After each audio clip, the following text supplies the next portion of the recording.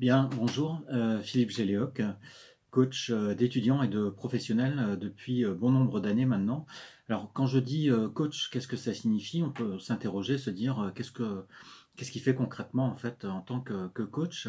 Donc, juste quelques mots là-dessus, simplement pour vous dire que depuis plus d'une quinzaine d'années, il m'arrive en fait de donner la possibilité à des étudiants, des professionnels et également des personnes en recherche d'emploi, leur donner la possibilité en fait de s'entraîner à l'oral avec moi. Ça veut dire quoi? Ça veut dire que concrètement ces personnes-là vont se retrouver à un moment donné devant moi, elles vont faire comme si elles étaient présentes le jour J devant des membres d'un jury, et puis elles présentent leur parcours. Ensuite on fait un entretien, il y a un entretien, un échange si vous voulez avec le jury fictif que je constitue, que je suis censé représenter. Et puis, une fois que l'oral est terminé, justement, à un moment donné, je dis stop, on arrête tout. Et puis, je délivre quelques conseils sur des choses qui me semblent positives et du coup qu'il faut garder. Et puis, sur des choses qui me semblent plutôt dangereuses. Vous voyez, des choses qu'à mon sens, il vaut mieux éviter. Donc, ce sont des conseils de ce type-là que je vais donner, c'est-à-dire retenez telle chose qui m'a semblé positive et faites en sorte, me semble-t-il, d'éliminer telle chose qui n'est pas spécialement positive et qui risque de donner une mauvaise image de vous. Voilà en gros en quoi consiste mon travail de coach si je résume les choses de façon simple et rapide. Alors aujourd'hui, ce que je voulais vous proposer, c'est une vingtaine de conseils. C'est ce que j'ai intitulé en fait la recette pour être à l'aise à l'oral. Recette pour être à l'aise à l'oral. Donc ce que je vous propose aujourd'hui, c'est une vingtaine de conseils. Vous allez voir qu'il y a certains conseils que j'ai déjà évoqués dans d'autres vidéos, mais je vais aborder les choses un peu sous un autre angle et puis ça va vous donner, je l'espère, quelques éléments pour être le meilleur possible à l'oral. Alors, premier conseil que je peux vous donner, je vais fonctionner en fait par étapes, c'est pour être à l'aise à l'oral, eh bien la première chose, me semble-t-il, c'est de se demander pourquoi on va devoir faire cet oral, c'est-à-dire pourquoi on va se présenter devant les membres d'un jury.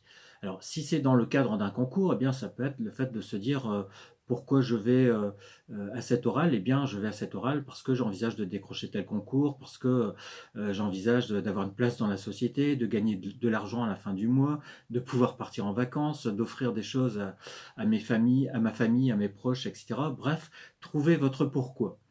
La première chose, donc, c'est le pourquoi. Pourquoi je vais faire cet oral. Comme là, par exemple, je suis en train de parler devant vous, je pourrais me dire, mais pourquoi je vais parler devant ces personnes-là qui suivent des vidéos? Eh bien, si je fais ça, que je commence à y réfléchir, eh bien, je vais me dire, si je fais ce genre de vidéo, c'est parce que j'ai envie d'aider des personnes. Moi-même, à un moment donné, j'ai été aidé dans mon existence par des personnes qui m'ont donné des conseils. Eh bien, d'une certaine façon, j'ai envie de rendre aussi à la société certaines choses, de contribuer. J'ai envie à mon tour de donner des conseils. Donc ça, vous voyez, ça serait mon pourquoi. Donc la première chose, c'est pourquoi. Pourquoi vous allez faire cette présentation orale? Alors, présentation orale, on peut entendre derrière cela une présentation de parcours dans le cadre d'un entretien de recrutement, mais il peut tout aussi bien s'agir d'une intervention au niveau professionnel pour présenter un projet, par exemple, vous voyez, pour présenter un diagnostic qui a été réalisé, etc. À chaque fois, demandez-vous donc pourquoi je vais faire cela. Se poser cette question du pourquoi, c'est extrêmement important parce que c'est à ce moment-là en fait qu'on va donner du sens à ce qu'on envisage de faire. Et si ce qu'on envisage de faire a réellement du sens pour nous, eh bien à ce moment-là, on sera véritablement motivé, on va donner le meilleur de soi-même. Voyez. Donc, premier conseil, c'est celui-là, posez-vous la question du pourquoi. Deuxième conseil que je peux vous donner, ça c'est au moment où vous êtes chez vous, comme là je suis chez moi en train d'échanger avec vous, je peux préparer cette intervention, vous voyez, chez moi, et au moment où je suis chez moi, eh bien c'est le moment où je dois travailler, où je dois préparer véritablement mon intervention. Je ne crois pas trop, en fait, entre vous et moi, je ne crois pas trop à cette histoire-là de gens qui, d'un seul coup, feraient une intervention brillante sans avoir préparé quoi que ce soit.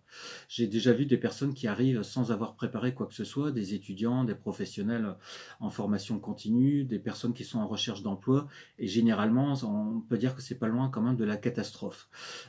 Parfois, bon, c'est à peu près correct, mais le plus souvent, c'est la catastrophe. Donc, ça veut dire quoi? Ça veut dire que la présentation orale qu'on va devoir faire, il faut absolument la préparer.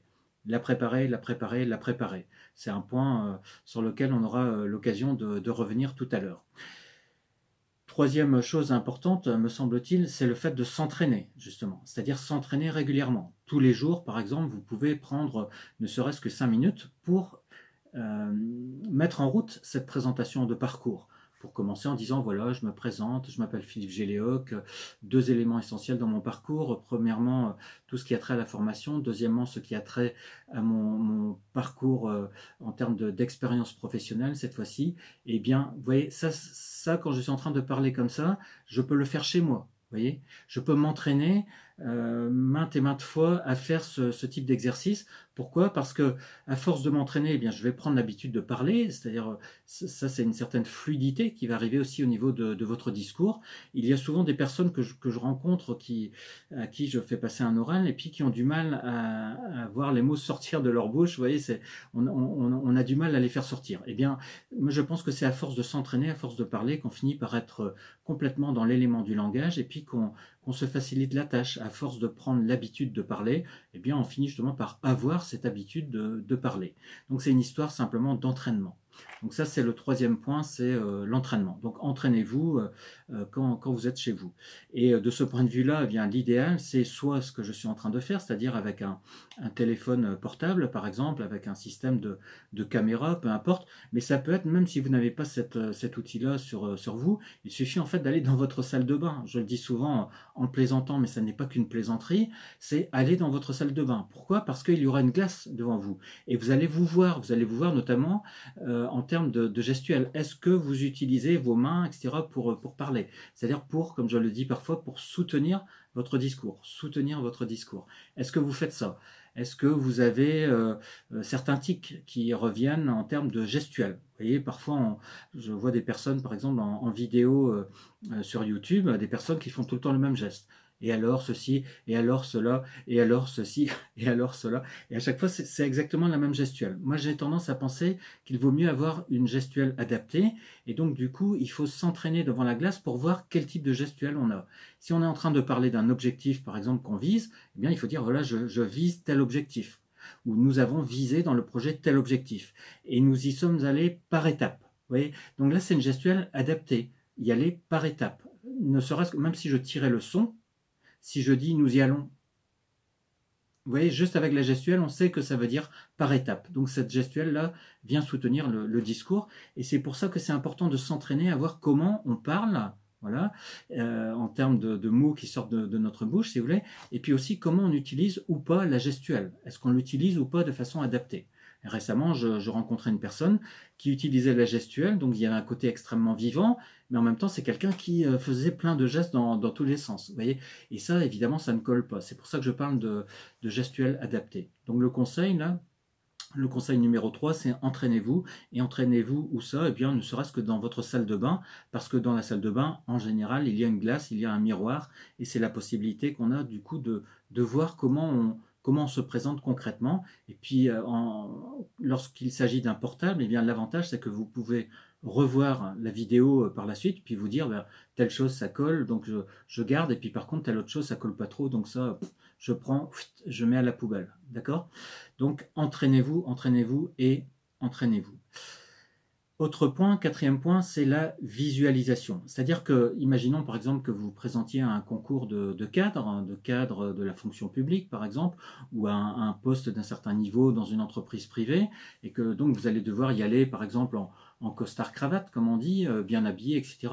Eh bien, ce qui compte, c'est de se visualiser, c'est-à-dire à la limite de fermer les yeux et se dire, voilà, demain je suis à tel endroit, je suis face à des personnes avec lesquelles je suis en train d'échanger, je suis en train de sourire, j'ai la gestuelle adaptée, la gestuelle adaptée, et voilà, tout se passe bien globalement. Donc ça, c'est se visualiser. Imaginez par exemple que vous êtes avec une cravate et que vous êtes relativement à l'aise, même si vous n'avez jamais porté la cravate et qu'en général, vous avez tendance à vous étrangler avec ce genre d'outils. Donc, ce que je vous conseille, c'est le quatrième conseil, c'est visualiser la chose. C'est-à-dire, imaginez-vous demain en train de faire cet entretien de recrutement ou en train de présenter à des collègues, à des collaborateurs tel projet. Le fait de se visualiser en train de faire cette chose-là demain, de faire cette intervention orale, ça va vraiment vous faciliter la tâche. ça n'a rien de mystique, d'ésotérique ou je ne sais quoi. C'est quelque chose qui est utilisé dans le sport. Vous voyez, on parle de sportifs qui visualisent les choses, c'est-à-dire qu'ils sont en train de penser à la descente en ski et comment ils auront leur corps qui est positionné de telle façon, de façon à garder l'équilibre, etc. Donc vous voyez, c'est quelque chose qui est utilisé dans le sport et qui est extrêmement aidant. Il y a des ouvrages même qui mettent en avant des statistiques concernant le nombre de réussites qu'il peut y avoir grâce à la visualisation par rapport à d'autres personnes qui n'utilisent pas cette visualisation. C'est-à-dire le fait de s'imaginer, d'avoir une image de comment on présentera les choses demain ou comment on descend sur une piste de ski, etc. Alors ici, ce n'est pas le ski qui nous intéresse tout particulièrement, mais c'est une intervention orale, donc faites en sorte de visualiser cette intervention. Là, pour l'instant, en fait, j'évoque quelqu'un qui est chez lui, qui s'entraîne, qui se prépare, qui visualise les choses, etc. Est-ce qu'il faut rester constamment chez soi? Non. Il y a un moment donné, évidemment, il faut sortir, il faut aller prendre l'air. Donc ça, c'est le 5e conseil que je peux vous donner, c'est par moment, sortez. Alors, vous pourriez me dire, mais bon, ça on le sait, etc.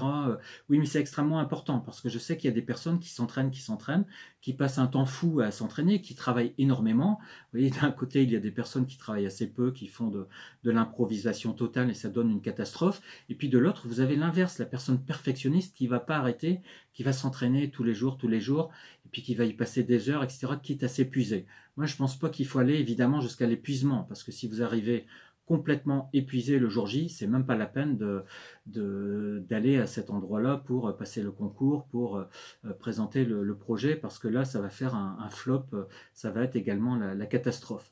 Donc, par moment, sachez faire des pauses, allez vous oxygéner, allez avec une bouteille d'eau, en buvant de l'eau un peu de temps en temps, marcher, par exemple, ne serait-ce que marcher, c'est pas forcément un sport de type course à pied à fond, etc. Mais c'est au minimum activité physique pour vous oxygéner le cerveau, et puis vous le verrez par la suite également pour avoir les idées claires. Parce que quand on prend le temps de s'oxygéner, c'est là qu'on va avoir les idées claires. C'est quelque chose que j'ai fait moi de façon récurrente lorsque je préparais les concours. J'allais faire de la marche ou de la course à pied, et y compris même le jour du concours. C'est-à-dire que la veille, par exemple, j'allais, comme je le disais encore dernièrement à certaines personnes, j'allais de l'hôtel que j'avais pris pour être à côté du centre d'examen, par exemple, j'allais de l'hôtel jusqu'à l'endroit où je devrais me rendre le lendemain. J'allais de l'hôtel à cet endroit-là en courant, par exemple, avec des allers-retours, simplement pour m'oxygéner, pour me vider la tête aussi. Parce que j'avais beaucoup travaillé en amont, eh bien, il fallait que je prenne un temps pour le lendemain avoir les idées complètement claires lorsque je présenterai, par exemple, mon parcours. Donc voilà les 5 premiers points, ça c'est la personne qui est chez elle. Maintenant, la personne, en fait, elle va, je ne sais pas, moi, dans la semaine, elle va, par exemple, en voiture à tel endroit au travail. Eh bien, là, c'est aussi l'occasion de s'entraîner. Si vous êtes seul dans votre voiture, faites comme moi, c'est-à-dire prenez le temps de vous entraîner, d'utiliser la parole au quotidien. Imaginez que vous êtes en train de faire cette intervention. Ça sera un entraînement supplémentaire. Vous voyez, vous êtes entraîné chez vous. Vous êtes entraîné chez vous, maintenant vous pouvez encore vous entraîner dans la semaine, par exemple, lorsque vous êtes en train de vous rendre au travail ou à tel autre endroit. Donc la voiture, c'est un endroit où on peut s'entraîner. Certains parlent parfois d'université automobile. Vous voyez, l'automobile, la voiture, c'est un endroit en fait où on peut apprendre aussi des choses par des audios, etc. Mais aussi, c'est aussi un endroit où on peut s'entraîner lorsqu'on a à faire par la suite une intervention orale. Donc entraînez-vous à faire et refaire encore votre intervention orale. Encore une fois, moi c'est ce que je fais, ce que j'ai fait des centaines de fois, par exemple pour préparer des cours que j'allais dispenser à l'université. Donc prenez le temps de vous entraîner au quotidien, et si par exemple vous prenez le bus, le car, c'est un peu délicat parce que vous n'allez pas parler tout haut, sinon il y a quelqu'un qui va prendre son portable et qui va dire ici il y a un type bizarre, là il est en train de parler tout seul, de faire une présentation de parcours depuis 5 minutes.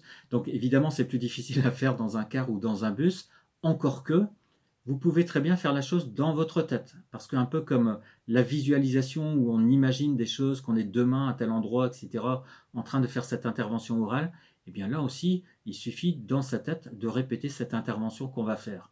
Ce qui compte, c'est de s'entraîner, que ce soit à voix haute, dans votre voiture quand vous êtes tout seul, que ce soit à voix basse quand vous êtes dans le car, dans le bus, dans votre bain, ou peu importe. Mais en tout cas, entraînez-vous, c'est quelque chose d'extrêmement important. Donc ça, c'était le 6e conseil dans la semaine, quand vous vous rendez d'un endroit à un autre de façon récurrente, par exemple pour aller au travail, eh bien profitez-en pour répéter, répéter et répéter encore. Voilà donc pour ce moment-là où on est chez soi, le moment où on sort pour s'oxygéner, et puis le moment où dans la semaine, par exemple, on passe d'un endroit à un autre, du domicile à son travail, et où on va faire en sorte de s'entraîner. Maintenant, le jour J approche, et puis là, ça y est, il va falloir y aller, quoi. C'est bien de s'entraîner chez soi, voilà, je suis chez moi, je suis à l'aise, tranquille, je me prends mon petit thé, etc., à la vôtre. Ah, là, je suis à l'aise, etc. Il n'y a personne pour m'embêter, personne ne me juge, etc. Mais il y a le jour J qui arrive. Vous voyez, il y a l'idée que dans quelques heures, là maintenant, ça y est, on arrive au jour J où il va falloir en fait aller faire cette intervention orale, aller faire par exemple cette présentation de parcours ou aller présenter ce projet au niveau professionnel. Alors, quelques conseils supplémentaires par rapport à ça, pardon. Quand vous êtes, imaginons dans votre voiture que vous vous rendez à tel endroit justement pour faire cette intervention orale, encore une fois que ce soit y aller en voiture ou en car ou ce que vous voulez, peu importe, ou à vélo, peu importe le moyen de locomotion, mais quand vous vous rendez à cet endroit-là, je pense qu'il y a un 7e conseil qui est extrêmement important. 7e conseil, c'est se dire j'y vais, je n'y pense plus. J'y vais, je n'y pense plus. Qu'est-ce que ça veut dire je vais, je n'y pense plus? Eh bien, ça veut dire que maintenant, je laisse tout tomber, tout le travail que j'ai fait, c'est-à-dire je me suis extrêmement préparé chez moi. Par moments, je suis allé m'oxygéner. Dans la semaine, je me suis entraîné. Eh bien, maintenant, je n'y pense plus du tout au fait que tout à l'heure, je serai devant les membres du jury. J'y vais simplement. Pourquoi? Parce qu'en fait, ce qui compte, c'est le fait de se mettre dans un état, j'allais dire positif, dans un certain état de sérénité. Donc, au moment où vous vous rendez à tel endroit pour faire votre intervention orale, eh bien, il s'agit de penser carrément à autre chose, de sortir complètement de ça, de vous dire, tiens, qu'est-ce que j'envisage de faire déjà aux prochaines vacances, ou oh tiens, le premier de l'an, c'était sympa, on a fait telle chose, ou tiens, on avait vu un feu d'artifice, et donc, pensez à autre chose, vous voyez, c'est en fait arrêtez de penser à cette préparation sur laquelle vous avez passé énormément de temps. Maintenant, j'y vais et je n'y pense plus. Donc ça, c'est le 7e conseil. C'est un conseil extrêmement important parce qu'il y a des personnes qui continuent à ruminer sans arrêt. Donc ça, c'est un point qu'il faut vraiment garder en tête. Maintenant, le 8e conseil, c'est se dire « je m'attends à l'inattendu ». Je m'attends à l'inattendu. Alors, vous allez me dire, attends Philippe, s'attendre à l'inattendu, qu'est-ce que ça veut dire? Si c'est l'inattendu, on ne peut pas s'y attendre. Eh bien si, d'une certaine façon, aussi paradoxal que ça puisse paraître, ce que je veux dire en fait, c'est la chose suivante, c'est qu'il y a des choses peut-être inattendues qui vont se passer. C'est-à-dire, il y a peut-être quelqu'un qui va arriver, qui va arriver dans la salle, qui va dire, vous voulez un café? Vous voyez? Et là, alors que vous étiez en train de parler. Donc ça peut tout à fait arriver. Est-ce que pour autant il faut se laisser perturber, être complètement désarçonné par le fait que c'était pas prévu? Vous voyez, quand vous étiez chez vous, vous disiez pas tiens, je prépare le fait qu'il y a quelqu'un qui va arriver avec un café. Non, ça vous ne vous y attendiez pas. Ou peut-être que pendant votre intervention, il y a quelqu'un qui sera en train de chercher des choses, vous voyez, dans ses affaires, ou alors qui sera en train de regarder par la fenêtre pendant que vous êtes en train de parler. Et tout ça, ça risque de vous perturber si jamais vous ne vous y attendez pas. Pourquoi? Parce que c'est quelque chose d'inattendu. Mais là, je viens de vous le dire, il faut savoir s'attendre à l'inattendu. Donc, mettez-vous d'une certaine façon dans une forme de conditionnement.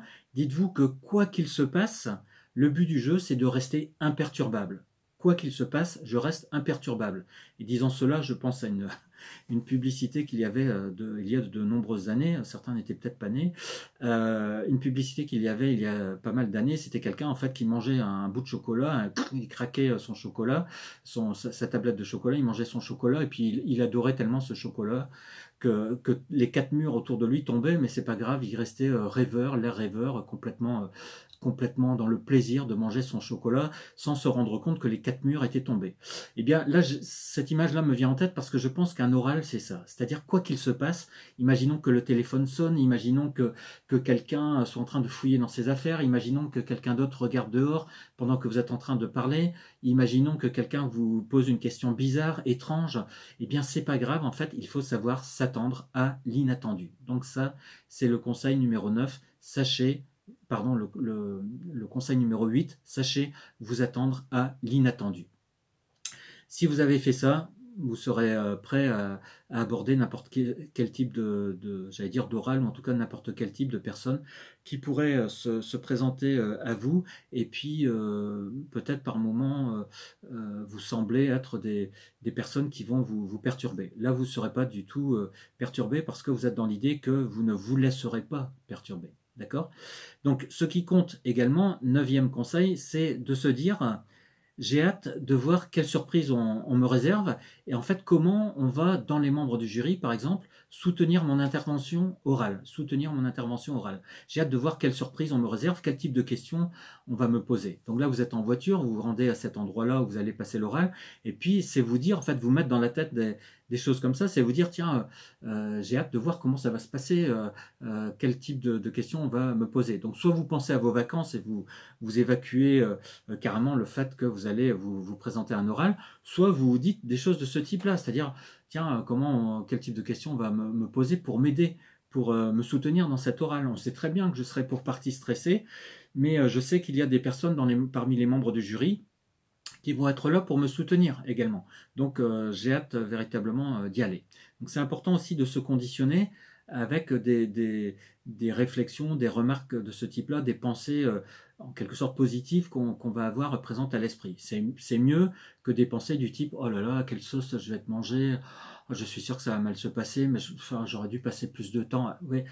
Ça, c'est des ruminations qui ne servent à rien. Vous voyez, c'est le hamster qui tourne dans sa roue sans arrêt, avec ces ruminations négatives. Et puis, généralement, ça ne produit rien de bon. On a l'impression d'avancer, mais comme le hamster, en fait, on avance, oui, effectivement, mais on avance tout en faisant du surplace, sans passer d'un endroit à un autre. Donc, on fait du surplace et ça ne sert strictement à rien. Donc, au lieu de ces pensées négatives de l'ordre de la rumination, eh bien, faites plutôt en sorte de penser à des choses positives du type tiens comment ça va se passer, quelle surprise on me réserve, comment on va m'aider en fait dans le cadre de cette présentation de parcours, quel type de questions on va me poser qui me permettront de préciser tel point que j'aurais peut-être oublié, sait-on jamais. Vous voyez, donc c'est des pensées plutôt de ce type là.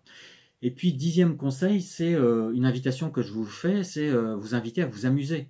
Oui, invitez-vous à vous amuser. Là, vous voyez, je suis en train de faire une vidéo. Est-ce que je me prends au sérieux? Non, pas forcément. Vous voyez, je prends mon thé tranquillement. Je m'amuse à faire cela. Vous voyez, et je ne suis pas en train de me poser 10 000 questions sur comment on va me juger, etc., etc. Ça, je prends ça et je mets ça à la poubelle. Vous voyez? Donc, je bois mon thé tranquillement.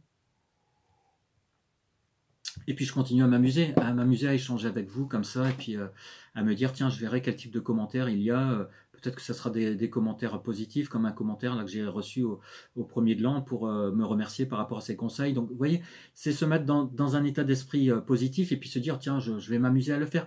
Il faut prendre ça comme un jeu, il faut le faire sérieusement, il faut travailler chez soi, il faut encore une fois préparer les choses. Mais une fois qu'on y est, lâchez-vous, quoi. Donnez le meilleur de vous-même, c'est ça qui compte. Et soyez complètement dans ce que vous racontez. Donc, le but du jeu, en fait, c'est de se focaliser sur cette idée de donner le meilleur de soi-même. Et de s'amuser, en fait, à essayer de donner le meilleur de soi-même, faire son maximum. Vous voyez. Mais il faut prendre ça comme un jeu, pas comme on parle des épreuves orales. Vous imaginez, on parle des épreuves orales. Si vous dites, oh, je vais passer une épreuve par définition, c'est éprouvant. Par contre, si vous dites, oh, je vais m'amuser à faire ça, là, ça va être autre chose. Vous voyez, là, ça va être beaucoup plus positif. Donc ça, c'était le 10e conseil. 11e conseil, la respiration. Si vous êtes stressé juste avant d'entrer dans la salle, par exemple, eh bien, arrêtez-vous et respirez. C'est quelque chose que j'ai déjà eu l'occasion d'évoquer. Inspirez, expirez. Et puis visualisation aussi, imaginez le mouvement de la mer, les vagues qui vont, qui reviennent, etc. Ça, c'est tout à fait possible d'imaginer en fait ce mouvement de la mer et puis de caler l'inspiration, l'expiration sur ce mouvement de la mer. C'est une façon de se sortir du stress. C'est une façon de retrouver un certain calme. Le stress, c'est quoi en général? C'est le fait qu'on se pose plein de questions. Oh là là, ça va mal se passer, comment ça va être, je serai face à qui, etc. Et quand on se dit toutes ces choses-là au niveau psychique, qu'est-ce qui se passe? Eh bien, ça génère des manifestations physiques. C'est-à-dire que il y a le psychique, vous voyez, on se pose plein de questions, on se dit plein de choses négatives, et puis ça joue sur le physique. C'est-à-dire que vous allez avoir la paume des mains qui va être moite, vous allez avoir du mal à respirer, à déglutir, etc. Vous allez peut-être avoir des plaques rouges sur le visage. Donc, à chaque fois, ce sont des manifestations physiques. Et l'idée de se recentrer sur sa respiration, de penser au fait qu'on est simplement en train de respirer, parce que ça on n'y pense quasiment jamais, mais je ne sais pas si vous l'avez remarqué depuis le début de la vidéo, vous êtes en train de respirer, vous et moi, donc, et heureusement, mais vous voyez, c'est se recentrer sur la respiration. Pourquoi? Parce que là, vous allez faire quelque chose au niveau physique, et c'est ça qui va vous permettre de vous calmer au niveau psychique. Vous voyez, je me recentre sur ma respiration et je retrouve ce calme-là au niveau psychique. Ça, c'est quelque chose que vous pouvez faire avant de vous présenter à l'oral. 13e conseil, très rapide, le sourire. Souriez. Souriez et le monde va vous sourire en retour. Souriez et le monde va vous sourire en retour. Donc c'est quelque chose d'extrêmement important. C'est une façon, en fait, quand vous souriez, très souvent, vous le remarquerez, quand vous allez sourire, il y a des personnes en face de vous qui vont sourire. C'est quelque chose qui a été expliqué au niveau scientifique par rapport à des choses qui se passent au niveau des neurones notamment, mais c'est quelque chose qui se transmet. Vous souriez, le sourire se transmet et les personnes vous sourient. C'est-à-dire qu'elles commencent tout de suite à être dans une disposition positive à votre égard. Donc, dès que vous entrez dans la salle, bonjour, vous faites un sourire, vous souriez. Vous voyez, soyez dans cette disposition positive-là, en souriant, et les personnes en retour vont, donc les membres du jury, les personnes qui sont dans le jury vont vous sourire en retour, en général, vous dire bonjour, et commencer par être dans des dispositions positives par rapport à vous, ce qui est évidemment assez important. 14e conseil, la connexion avec le regard. Parfois, ça m'arrive, enfin c'est plutôt rare, mais ça m'est arrivé une fois tout particulièrement de voir un étudiant qui me parlait comme ça. Oui, alors je me présente, je m'appelle Philippe Géléoc, et puis vous voyez, il regardait ailleurs tout le temps. Non, évidemment, on ne peut pas faire un oral comme ça. Vous voyez, après cet étudiant-là, en l'occurrence, il a fait en sorte simplement de prendre une nouvelle habitude beaucoup plus positive, qui est justement de connecter au niveau du regard avec les personnes. Et ça, il faut le faire dès qu'on entre. Vous voyez, je dis bonjour, je souris, etc. Mais j'ai la connexion aussi au niveau du regard. Donc ça, c'est un point extrêmement important. Il ne faut pas être en train de regarder constamment ailleurs. Pourquoi? Enfin, d'être rivé sur autre chose à côté. Parce que sinon, en fait, ça donne l'impression qu'on n'a pas du tout confiance en soi. Et ça, c'est un point extrêmement important. Faites en sorte de donner cette impression-là que vous avez confiance en vous, sinon les autres n'auront pas confiance en vous. Et c'est un point sur lequel je vais revenir dans quelques instants. L'autre point important, c'est les pieds dans le ciment. Les pieds dans le ciment. Qu'est-ce que je veux dire par là? Ce que je veux dire, c'est qu'en fait, je ne vais pas vous le faire là dans la vidéo, mais on a des personnes en fait qui bougent leurs jambes sans arrêt comme ça. On se dit, tiens, qu'est-ce qui se passe? Peut-être qu'elles auraient dû aller au petit coin là-bas, aux toilettes avant de passer. Mais, pire, c'est les personnes en fait qui font une gestuelle sous la table, avec les pieds. C'est-à-dire avec le pied, par exemple, vous voyez, il y a une jambe par-dessus l'autre, et puis ils disent avec un pied, voilà mon premier point, voilà mon deuxième point, voilà mon troisième point. Et là, on se dit, tiens, bon, alors on est arrivé à quel point? Donc, on regarde sous la table pour suivre la communication. Donc, je rigole avec ça parce que c'est vous faire un retour sur des choses que j'ai observées et puis du coup des conseils que je donne en retour, comme quoi il faut absolument éviter ce genre de choses parce que ce sont des parasites en fait dans la communication. Donc, les pieds dans le ciment, les jambes dans le ciment, ça veut dire ne bougez pas au niveau des jambes. Ce qui peut bouger, c'est la gestuelle en haut, vous voyez, ici, là. Un peu comme aux 20h, vous voyez, avec Claire Chazal ou je ne sais pas qui, ou d'autres journalistes sur telle autre chaîne, etc. Mais c'est comme aux 20h, tout ce qui compte, c'est ce qui se passe là-haut. C'est la gestuelle, c'est la façon de parler, etc. Mais c'est évidemment pas ce qui se passe là-dessous. D'accord? C'est pas les jambes qui bougent, les pieds qui bougent, etc. Comme si vous aviez une maladie. Donc ça c'est extrêmement important. 16e conseil, c'est faites comme si. Faites comme si, ça veut dire quoi? Ça veut dire si vous êtes stressé, eh bien faites comme si vous ne l'étiez pas. Imaginons par exemple là que en cet instant, je sois stressé. Imaginons que je sois stressé intérieurement. Est-ce que vous pensez que vous pouvez voir que j'ai une boule au ventre?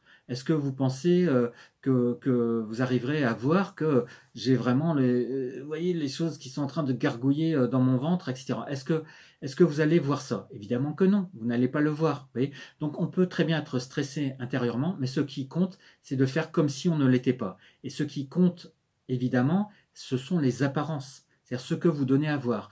La boule dans le ventre, ça ne se voit pas, vous voyez. Donc, ce qui compte, c'est de faire comme si on n'était pas stressé. Alors, il y a certains qui me disent, oui, mais oui, faire comme si j'étais pas stressé, Philippe, d'accord, mais moi, en fait, j'ai pas confiance en moi. Eh bien, faites comme si vous aviez confiance en vous. Vous voyez, vous êtes stressé, faites comme si vous ne l'étiez pas. Vous n'avez pas confiance en vous, faites comme si vous aviez confiance en vous. D'accord? Donc, l'idée, c'est de faire comme si. Pourquoi? Eh bien, tout simplement parce que si vous faites comme si, il y a un moment où vous allez tellement prendre l'habitude d'être comme quelqu'un, justement comme quelqu'un qui a complètement confiance en lui, que vous allez apparaître comme quelqu'un qui a confiance en soi. D'accord? Vous allez tellement faire comme si vous étiez quelqu'un qui n'est pas du tout stressé, alors que vous avez cette boule-là dans le ventre, que vous allez passer pour quelqu'un qui n'est pas du tout stressé. Donc si vous êtes stressé, faites comme si vous ne l'étiez pas. Si vous n'avez pas confiance en vous, faites comme si vous aviez confiance en vous. C'est un point extrêmement important. 17e point, racontez des petites anecdotes, des petites histoires. Vous êtes en train de présenter votre parcours, eh bien dites peut-être, alors là il y a eu un tournant dans mon parcours sur lequel je reviendrai tout à l'heure, un tournant extrêmement important qui a été assez particulier. Vous voyez, quand vous dites les choses de cette façon-là, vous êtes en train de commencer à raconter une petite histoire. Et un peu comme les enfants qui adorent qu'on leur raconte l'histoire du petit chaperon rouge, eh bien ça va capter l'attention des personnes. Le fait de raconter une petite histoire, c'est une façon de capter les attentions des personnes qui sont en face de vous. Autre point important, c'est l'idée d'être convaincu pour convaincre. Être convaincu pour convaincre, c'est mon 18e conseil. Faites en sorte d'être convaincu pour convaincre. Là, par exemple, est-ce que je vous donne l'impression d'être convaincu par la pertinence des conseils que je vous donne? Évidemment que je suis archi convaincu par ce que je vous raconte. Pourquoi? Parce que ça se base sur plus d'une quinzaine d'années d'expérience dans ce domaine-là du coaching. Donc je suis complètement convaincu. J'espère que vous n'en doutez pas depuis le départ. Je suis complètement convaincu que les conseils que je vous donne sont pertinents. Vous voyez? Et si ça n'était pas le cas, je ne passerais pas une demi-heure, une heure à être en train d'échanger avec vous là-dessus. Donc, si vous voulez convaincre ceux qui sont en face de vous, il faut d'abord être convaincu vous-même. Quelqu'un qui n'est pas convaincu par ce qu'il raconte, il ne va pas convaincre ceux qui sont en face de lui. Quelqu'un par contre qui est complètement convaincu que par exemple ce type de thé là est extrêmement bon, qu'il est vraiment extraordinaire, vraiment génial, eh bien c'est quelqu'un qui va convaincre ceux qui sont en face. Ouais, c'est la même chose, c'est comme quand on vend un produit. Donc soyez complètement convaincu par ce que vous êtes en train de raconter. C'est mon 18e conseil. 19e conseil, c'est la créativité. La créativité, c'est-à-dire laissez-vous une marge de manœuvre. Oui, on vous a dit que la présentation de parcours, ça doit être carré. Oui, on vous a dit qu'il faut 2 ou 3 parties, etc. Donc tout ça, c'est très carré, etc. Mais ce qui compte, à un moment donné aussi, c'est de se laisser une marge de manœuvre. Vous voyez, la vidéo, là, par exemple, que je vous fais, c'est pas par hasard, si vous voulez, que par moment, je prends mon petit thé tranquillement, etc. C'est simplement parce que je me donne cette liberté-là. Eh bien, je pense qu'il faut se